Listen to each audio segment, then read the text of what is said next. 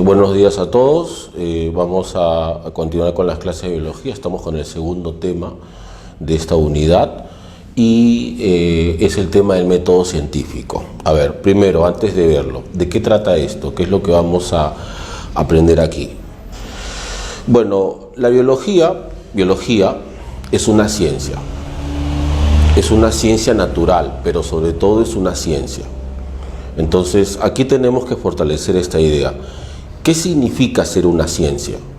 O sea, ¿por qué es relevante, importante decirle que es una ciencia? ¿No? Porque, por ejemplo, una cosa es los conocimientos en general y otra cosa son los conocimientos científicos, ¿no? Entonces, ¿por qué yo debo valorar más los conocimientos científicos, ¿no?, que los otros conocimientos que también les conocemos como los conocimientos empíricos, ¿no? Por ejemplo, ¿no? Todos tenemos conocimientos tenemos todos, ¿no? Por ejemplo, si sabes cocinar, ¿no?, si sabes hacer un platillo, ¿no?, entonces eso, por ejemplo, es un conocimiento. Pero que tú sepas cocinar, ¿es un conocimiento científico? No, ese es un conocimiento empírico. Entonces, ¿qué tiene que pasar? Para que mi conocimiento empírico pase a ser conocimiento científico? ¿Por qué es importante que sea conocimiento científico? Bueno, aquí yo lo voy a resumir de esta manera, ¿no?, de esta clásica relación. Causa-efecto.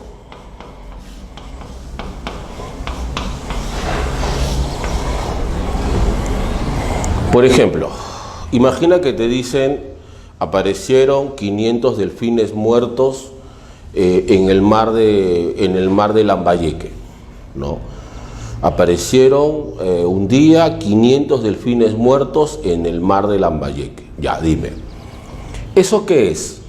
¿Es causa o es efecto? Que aparezcan 500 delfines muertos, así, de un día para otro. ¿Eso qué es? ¿Es causa o es efecto? Obviamente es el efecto. Pero yo no sé por qué razón. O sea, yo no sé la razón exacta por qué han muerto esos delfines. Entonces, el método científico, la ciencia, tiene como objetivo encontrar la causa real del problema. ¿Ya? No se contenta con una simple respuesta. No se contenta con una idea inicial.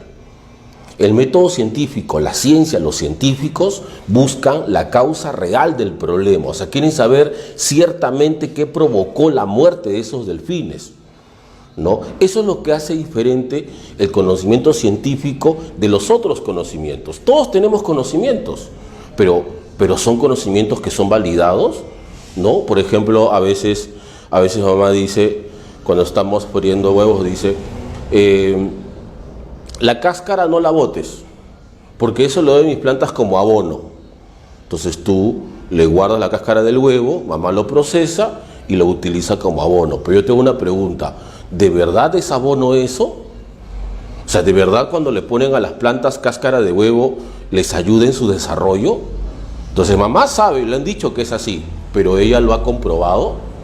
Entonces, conocimientos hay un montón, pero para que un conocimiento sea científico tiene que ser comprobado, tiene que ser, como en este caso, la causa real del problema. Entonces esa es la idea. Ahora, claro, suena sencillo, ¿no? Pero tú puedes decir, pero profe, entonces, ¿cómo hacen los científicos para encontrar la causa real de un problema? O sea, ¿cómo pueden saber que ciertamente esa es la causa del problema? Perfecto, para eso está el método.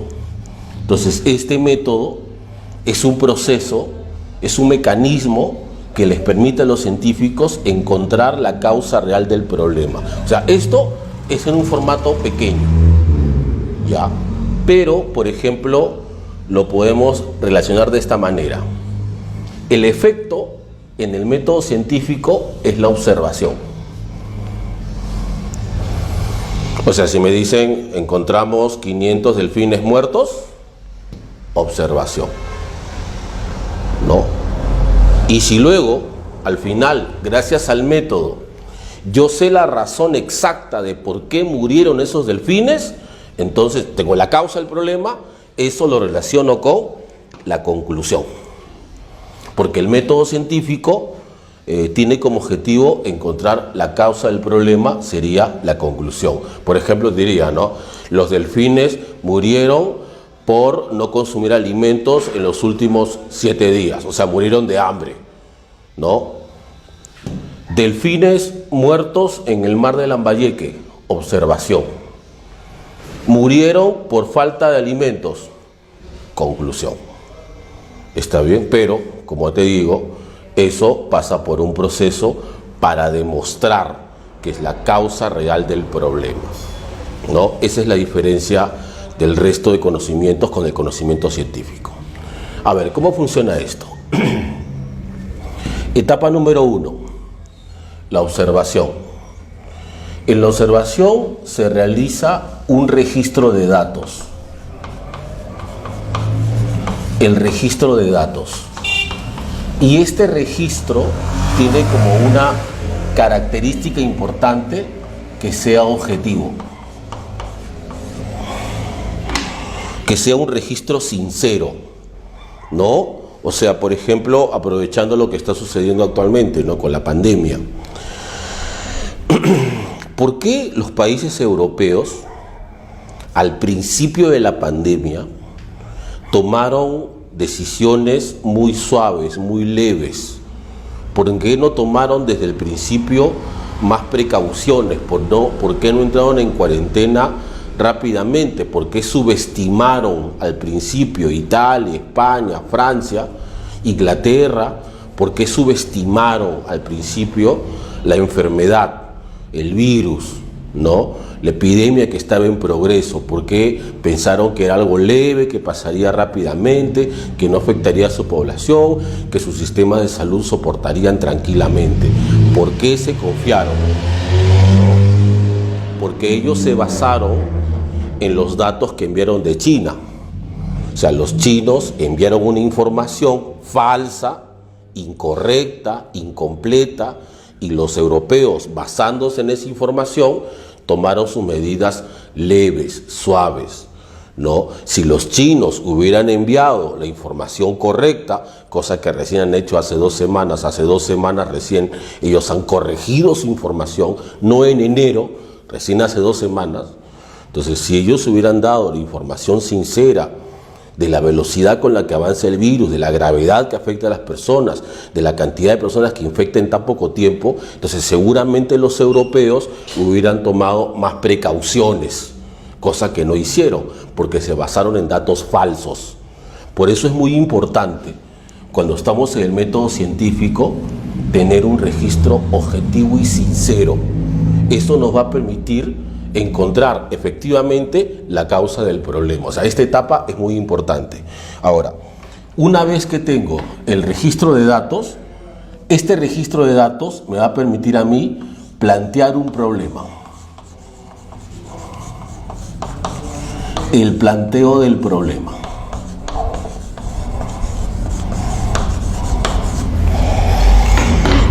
O sea, por ejemplo, ¿no? Digamos que somos los directores de un hospital en China cuando empezó todo esto de la epidemia, ¿no? Y somos los directores y llega la información, director, han llegado 20 pacientes ayer, anteayer 15 pacientes, hoy 30 pacientes.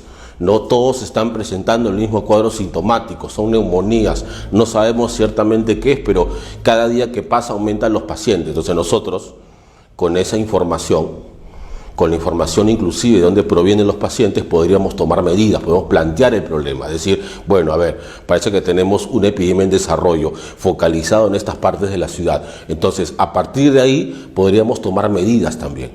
Por eso es muy importante hacer un planteo, ¿no?, del problema en base a los datos originales, verdaderos y objetivos que estamos recibiendo. Bien, una vez que planteamos el problema, epidemia en progreso, hipótesis, que es la posible respuesta del problema planteado.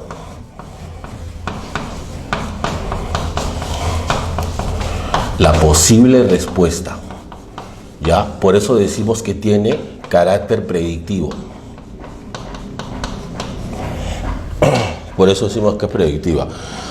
Es una respuesta inicial. Es una respuesta inicial basada en nuestra experiencia, en nuestros conocimientos, ¿no? O sea, yo imagino también que los primeros médicos, jefes de los hospitales allá en China, en la ciudad donde se inició todo esto, me imagino que en poco tiempo habrán pensado que es un virus, ¿no? O también habrán pensado en poco tiempo, tal vez por su experiencia, que era un virus nuevo, que están enfrentando a un virus nuevo, un virus novedoso, ¿no? Me imagino. Obviamente los chinos ocultaron toda esa información, pero me imagino que como especialistas de área, ¿no? Ellos rápidamente detectaron una epidemia que avanza rápidamente y en progreso, ¿no? Entonces decían hipótesis, virus, un virus nuevo, ¿no? O de repente, no sé, pues bacterias más resistentes, o de repente otros factores, pero esos serían hipótesis, ¿no? Entonces cuando nosotros tenemos un problema, pensamos en soluciones, y esas soluciones primeras son las hipótesis. Podemos tener una o varias hipótesis sobre ese problema. Ahora, en el método científico es muy importante demostrar la hipótesis. O sea, no solamente decir, creo que es un virus nuevo. No.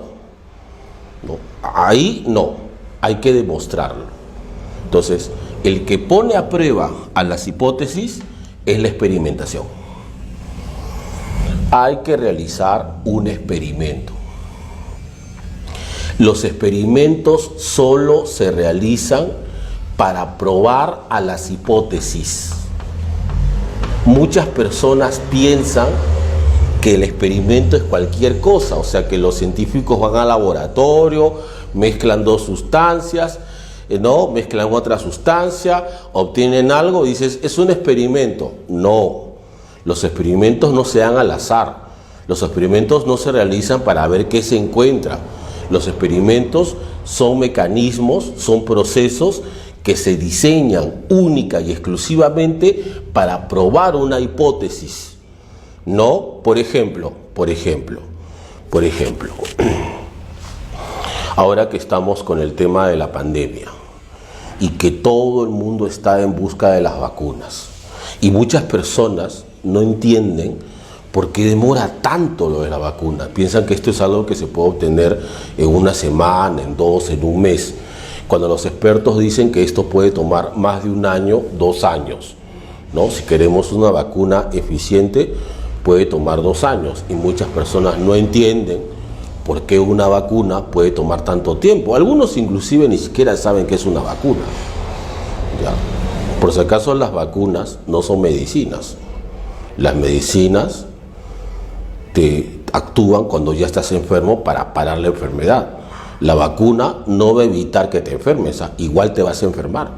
El objetivo de la vacuna es que los síntomas no sean más graves, o sea que tú no llegues a cuidados intensivos, que tu vida no esté en riesgo, o sea, pero igual te vas a enfermar, por si acaso. Ahora, ¿por qué demora tanto? Porque tiene que pasar por el método científico, porque tiene que pasar por un experimento. Ahora, yo te cuento, por ejemplo. Mira, los alemanes desde el lunes van a empezar las pruebas de las vacunas. 2 laboratorios alemanes van a empezar las pruebas de las vacunas en humanos. O sea, van a saltar todas las etapas y van a entrar a humanos, porque normalmente cuando se prueban vacunas para humanos tienen que pasar por ratones primero, ser satisfactorias, pasar a los conejos, ser satisfactorias, o cuyes, pasar a los monos, ser satisfactorias, y recién pasar al humano. O sea, son muchas etapas, ¿no? Obviamente todo eso toma tiempo. Entonces, pero en Alemania, por la prisa, por el escenario mundial, han tomado la decisión de aprobar a los laboratorios que inicien pruebas en humanos. Ya, digamos que en Perú los alemanes quieren 100 voluntarios. Entonces, 100 personas se inscriben, voluntarios, para participar en las pruebas de estas vacunas. Perfecto. Esas 100 personas, esos 100 voluntarios, aquí los separamos en 2 grupos. 50 de ellos van a formar el grupo experimental y 50 de ellos van a ser parte del grupo control. Ahora, ¿por qué los separé? ¿Qué representan estos grupos? Ya, primero, ambos grupos, cuando los separo, deben ser homogéneos, deben ser muy parecidos. O sea, por ejemplo, si en este grupo hay 45% de chicas, aquí también tiene que haber 45% de chicas. Si en este grupo hay 20% adultos mayores, en este grupo también 20% adultos mayores. O sea, tiene que ser lo más homogéneo posible. Lo más homogéneo posible. Perfecto. Una vez que tengo los grupos, la vacuna sería mi hipótesis. Que cuando hago el experimento no le llamo hipótesis, le llamo variable experimental. Variable experimental.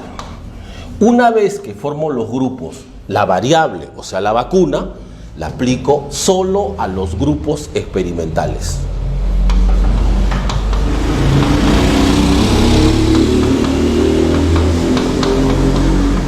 Solamente vacuno a ellos, a este grupo, a estos no. A estos les puedo colocar solamente agua destilada y ya, o sea, ellos no tienen por qué enterarse. Ellos no tienen por qué enterarse que son controles, les pongo un placebo, una falsa medicina. O sea, los 100 salen con ampollas, ¿no? A los 100 le pusimos ampollas, pero realmente solo 50 han recibido la vacuna, los experimentales. Esos son los experimentales y los controles. Ya. Profe, ¿por qué es importante? ¿Por qué es importante un grupo control? Ya mira, voy a ponerlo de otra manera. Voy a explicarte de otra manera. Imagina que queremos probar en casa, porque el método científico lo puede hacer cualquiera, no solamente los científicos. Imagina que queremos probar en casa lo que mamá dice. Mamá dice que la cáscara de huevo, bien molidita y seca, es un excelente abono para las plantas. Ya, vamos a demostrarlo. Entonces compramos, imagínate, compramos 5 macetas. Compramos 5 macetas, exactamente iguales. Ya, en cada maceta hay la misma cantidad de suelo. En cada maceta colocamos el mismo tipo de planta. Que estén todas en el mismo tamaño, o sea, que sean exactamente iguales, todos como gemelos. 5 macetas exactamente iguales. A las 5 macetas le vamos a dar la misma cantidad de agua en la misma hora del día. Las 5 macetas van a recibir la misma cantidad de luz. O sea, no es que uno reciba más luz que otro, o sea, todo que sea exactamente igual. Pero a 4 de ellas las separo para que sean los grupos experimentales y a una de ellas el grupo control. Ya, ahora, ¿cuál es mi objeto de estudio? La cáscara. Entonces muelo la cáscara del huevo y le pongo a las experimentales, a mis 4 macetas. A una le pongo una cantidad pequeña de cáscara de huevo. A la segunda le pongo un poco más. A la tercera le pongo más. Y a la última le pongo un montón, que haya más cáscara que suelo. Ya. Y a la otra maceta, al control, no le pongo cáscara de huevo. Entonces las dejo ahí. Misma cantidad de agua, misma cantidad de luz, que pasen los días. Ahora, dime, si la cáscara de huevo de verdad es un abono, ¿qué debería pasar? Que las plantas que recibieron cáscara de huevo deberían crecer más rápido en comparación con el que no le di cáscara de huevo. O sea, si yo veo que el que recibe cáscara de huevo crece efectivamente más rápido que el otro, entonces digo, sí, efectivamente, ¿no? La cáscara de huevo es un buen abono, por ejemplo. O imaginemos que los dos han crecido al mismo tamaño. Al que le puse cáscara y al que no, mismo tamaño. Entonces, ¿qué digo? Que la cáscara de huevo no es ningún abono. Ya, pero sea un caso o en el otro, cuando yo recién me di cuenta si la cáscara es buena o no, si es abono o no, cuando lo comparé con los controles. Por eso es necesario en el experimento tener un grupo control, porque yo le he puesto la variable a estos grupos y quiero saber si esa variable funciona o no, si es una vacuna, si funciona o no. Pero ¿cómo puedo saber si funciona o no? Porque tengo personas que no he vacunado. Entonces imagínate que aquí de las 50 personas se contagian 30, aquí también se contagian 30, y aquí de los 30 fallecen 2, y aquí también fallecen 2. Entonces, ¿qué dices? La vacuna no es eficiente. Entonces, en cambio, ¿qué sería? Si aquí se contagian 30, aquí se contagian 30, aquí no fallece ninguno y aquí fallecen 10. Entonces, ¿ahí qué dices? O sea, ¿cuál fue el factor para que estos no puedan morir? La vacuna. Pero siempre y cuando lo compares con un control. Sí, necesariamente tiene que haber control. Si no hay grupo control, entonces eso no puede ser un experimento. Muy bien. Generalmente, estos experimentos hay que repetirlos muchas veces. No, hay que repetirlos muchas veces para tener la certeza de que vamos por el camino correcto. Por ejemplo, a ver, imaginemos que en el primer caso, en la primera prueba, la vacuna demostró ser 80% eficiente, o sea, muy eficiente. Digamos que en el segundo caso, en el segundo experimento, 100 personas más, demostró ser solamente 25% eficiente. En el tercer caso, 30% eficiente. En el cuarto caso, 35% eficiente. En el quinto caso, 20% eficiente. Listo. Ahora, yo me doy cuenta, por la cantidad, que la vacuna en sí no es eficiente. O sea, me doy cuenta que en la mayoría de los casos, no. En realidad no funciona, no sirve. Hay que hacer cambios, modificaciones. Pero, excepto en el caso 1, ¿por qué en este primer caso sí mostró ser eficiente y luego ya no? Entonces, lo más probable es que en este primer caso se hayan cometido errores. O sea, lo más probable es que los científicos encargados de hacer esta prueba cometieron algunos errores en la prueba. Y es por eso que aquí la cifra me salió completamente diferente a los demás, ¿no? Ahora, piensa en esto. ¿Qué hubiese pasado si yo solo hacía un experimento? Hubiera pensado erróneamente que la vacuna es buena, pero por eso necesito hacer muchas veces el experimento. Todo eso hace que las pruebas demoren. Por eso te dicen una vacuna buena, 1 año y medio, 2 años, ¿no? Porque todo eso obviamente demora. Ya esa es una de las explicaciones que te puedo dar para que entiendas por qué demoran tanto en salir las vacunas. Ahora, regresando a esto, yo tengo estos resultados que he hecho en 5 pruebas. Entonces, con esos resultados yo los voy a analizar. Voy a hacer análisis de resultados, ¿no? Lo primero que voy a hacer es eliminar esto porque esta prueba obviamente es errónea. Algún error se habrá cometido y me quedo con estas nada más. Todo eso hago en esta etapa, análisis de resultados. Voy comparando lo que se ha obtenido del contraste entre el grupo experimental y el grupo control. ¿Ya? Y así. Ahora, digamos que el resultado desestima la hipótesis. Entonces yo, si ya descarto esta hipótesis, voy por la siguiente y vuelvo a hacer otro experimento. Lo desestima, vuelvo a hacer otro y otro y otro. Digamos que por fin mi tercera hipótesis, los resultados lo confirman. Dicen sí, efectivamente, esa es la causa del problema. Entonces yo ahí recién llego a las conclusiones, ¿no? Y digo, mi estudio es concluyente, ¿no? Al final, como dije, encuentro la causa del problema. ¿Ya? Ahora, para terminar, ¿cómo voy a encontrar esto en las preguntas? ¿Cómo encuentro esto en las preguntas? Mira, por ejemplo, te dicen, como el caso que te dije, ¿no? Aparecen 500 delfines muertos en el mar de Lambayeque. Observación. Podría tratarse de una infección viral, podría ser una enfermedad bacteriana, podría ser el cambio climático, podría ser el cambio de temperatura del agua o podría ser la falta de alimentos. O sea, tengo un montón de hipótesis. ¿Qué tengo que hacer? Demostrarlas. Me dicen, se sometieron a estos animales a tal bacteria para demostrar que fue la causa de su muerte. Entonces estoy ahí en pleno experimento, ¿no? O también puede decir, ¿no? A un grupo de delfines se le hizo exposición a esta bacteria y al otro grupo no.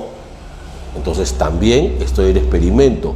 Los que recibieron la bacteria son los experimentales, los que no recibieron son los controles, ¿no?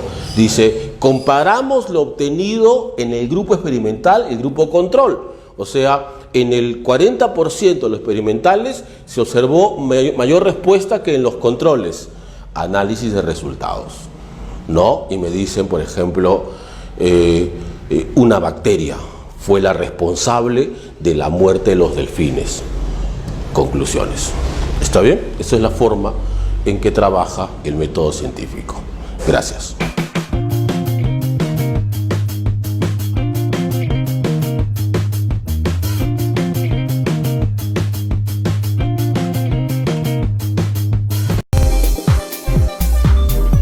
Bien chicos, ¿cómo están? Vamos a revisar ahora las preguntas del método científico. Pregunta número 1. Me dice, si una persona tuvo hepatitis B, entonces tiene alta probabilidad de desarrollar cáncer de hígado. ¿Con qué etapa del método científico lo relacionamos? Bien, ahora aquí hay 2 puntos importantes. Me dice, tuvo hepatitis B y entonces puede desarrollar cáncer de hígado, ¿no? Entonces, en este caso, como están dando la causa del efecto, o sea, tiene alta probabilidad de desarrollar cáncer. ¿Por qué? Porque tuvo hepatitis B. O sea, cuando yo tengo la causa del efecto, entonces estoy en conclusión. La respuesta sería la E. Segunda pregunta. Dice, si extraemos ADN de un neandertal, podríamos clonar algunas de sus características en humanos actuales. ¿Con qué etapa del método científico lo relacionamos? Bien, aquí, por ejemplo, hay una palabra clave, ¿no? Cuando dice podríamos, ¿no? O sea, que no es algo concreto. Entonces, cuando encontramos esa palabra clave, podríamos, ¿no? Eso hace alusión a la hipótesis. Es hipotéticamente que se podría hacer eso. Entonces, la respuesta sería la B, hipótesis. Pregunta número 3. Dice, agregamos ibuprofeno al alimento de unas larvas y no lo hacemos al alimento de otras larvas para probar que afecta su crecimiento. ¿En qué etapa del método científico estamos? Bueno, aquí me están mencionando 2 grupos. Un grupo que recibe el ibuprofeno y un grupo que no. Entonces, la única etapa del método científico donde nosotros podemos encontrar esos 2 grupos es en la experimentación. El que recibe la medicina es el grupo experimental y el que no recibe es el grupo control. El ibuprofeno sería la variable. Y además hay una parte que dice para probar. Así que con eso también, con esa sola palabra era suficiente para que sea experimentación. Ya, la clave es la C, experimentación. Bien, vamos a la pregunta número 4. Dice, científicos lograron cambiar sangre del tipo A en sangre del tipo O, el grupo universal. ¿Con qué etapa del método científico lo relacionamos? Mira, aquí dice lograron. O sea, ya pasaron por todas las etapas y obtuvieron las conclusiones. Conclusiones. La E. Pregunta número 5. Dice, detectaron la presencia de cuyes silvestres en los pantanos de Villa, aunque son habitantes habituales de la Puna. ¿Con qué etapa el método científico? La palabra clave es acá, detectaron, o sea, recién los están observando. Recién van a notar características sobre ellos, recién van a iniciar todo el proceso. Entonces, esto es observación. La clave, la A. Y la pregunta número 6. Dice, si se administra 12 mililitros de una hormona a 14 plantas y 24 mililitros de la misma hormona a 20 plantas, ¿en qué etapa del método científico nos encontramos? Ahora, mira, aparentemente es experimentación, pero tiene un problema. La hormona, aunque diferentes cantidades, se ha suministrado a todas las plantas. Para que sea experimentación haría falta el grupo control, o sea, falta que nos digan y a tantas plantas no se le dio la hormona, pero no dice eso. Entonces, como no tiene grupo control, esto no puede ser experimentación. Pero entonces, ¿qué etapa sería? Bueno, si recién están suministrando hormonas a las plantas, seguramente, claro, están recién iniciando el proceso porque recién van a ver qué es lo que va a pasar. Entonces sería la respuesta, observación, la A. Hola chicos, vamos con la pregunta número 7. Daniel, estudiante de la carrera de genética, ha tomado conocimiento de que las serpientes conocidas como jergones del Brasil y Colombia pueden inducir una severa hemorragia a las personas que muerden. Él piensa que es posible que los jergones presentes en el Perú pueden también producir este efecto, ya que presentan genomas muy parecidos con las especies de Brasil y Colombia. ¿Qué paso del método científico debe iniciar Daniel? Bueno, dice que Daniel pues ha tomado conocimiento de que las serpientes conocidas como jergones de Brasil y Colombia pueden inducir grave hemorragia. Él piensa que es posible, que hay una posibilidad que estas serpientes, ¿está bien?, en el Perú puedan también producir tal efecto, debido a que hay cierta conexión o parentesco entre ellas a través pues del análisis del ADN. Entonces, para que él pueda comprobar que lo que dice o lo que piensa es verdad, entonces se tiene que hacer la experimentación. Así que la clave para la pregunta número 7 es amorosas por la plata. Pregunta número 8. Cuando un estudioso de la biodiversidad sostiene que es posible que la planta de maíz haya sido domesticada a partir de especies silvestres, se encuentra en la etapa del método científico correspondiente. Bueno, cuando un estudioso de la biodiversidad sostiene que es posible, da una posibilidad, lo cual no es algo que esté demostrado, comprobado. Eso quiere decir que esto corresponde pues a una hipótesis. ¿Está bien? A una hipótesis. Se refiere a posibilidades. Bien, recuerda que la hipótesis es una posible explicación de un fenómeno dado. Así que la clave para la pregunta número 8 es bisexual tu flaca. 9. El estudio durante varios días de la cantidad de glucosa de una persona en quien se sospecha de diabetes corresponde a una etapa del método científico que puede ser reconocida como... Bueno, el estudio dice durante varios días de la concentración de glucosa en la sangre, que corresponde a una persona de quien se sospecha tenga diabetes. O sea, hay una persona de quien se sospecha que tenga diabetes. ¿Está bien? Y se le está haciendo un estudio entonces durante varios días sobre esa cantidad de azúcar que tenga en la sangre. Entonces lo que se está haciendo pues es evidente que se está realizando una experimentación con él. Así que la clave para la pregunta número 9 es enfermitas.